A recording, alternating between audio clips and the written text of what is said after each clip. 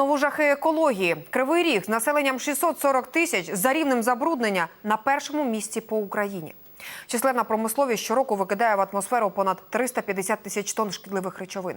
На екологічні програми витратили вже багато грошей, але результату чомусь немає. Ось це труби одного з 11 потужних заводів у Кривому Розі. За словами екологів, щороку підприємства викидають в атмосферу щонайменше 350 тисяч тонн шкідливих речовин. Місцеві мешканці занепокоєні. Ось уже кілька років їхнє місто очолює екологічні антирейтинги. Юлія з родиною мешкає поруч з гірничо-видобувним підприємством. Переїхали в цей район Кривого Рогу нещодавно і вже знову замислюються про переїзд. Я коли приїхала в цей район, я зрозуміла, що поли потрібно мити дважды в день, тому що іначе це збирається серебристая это пульпа, это железная, которая скрипит на зубах. Детки маленькие, они ползают по полу, и они это все собирают. Естественно, все игрушки, все это мы перемываем. Жінка каже, часто над будинком стоїть дим. Дитині гратися на подвір'ї просто неможливо. У пісочниці повно промислового пилу. Вот я взяла песок. И вот что происходит. Мои руки черные.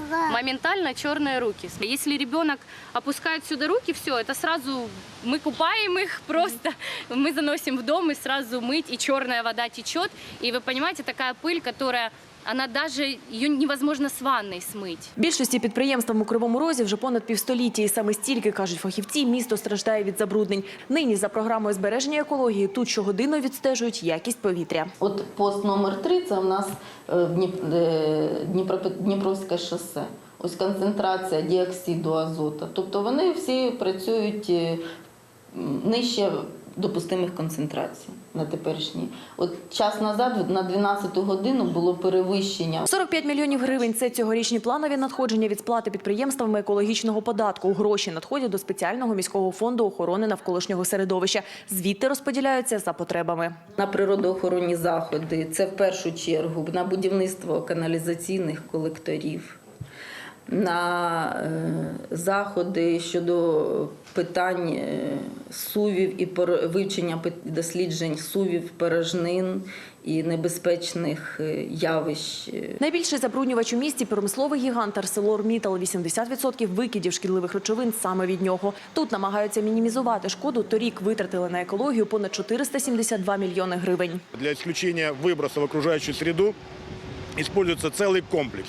Это отдельная установка, да, которая прокачивает через себя 240 тысяч кубов воздушной среды, при этом очищая ее до остаточного содержания пыли 8 грамм на метр кубический. Таких великих підприємств, що забруднюють атмосферу, в місті ще 10. Очень много пыли и выбросов завода.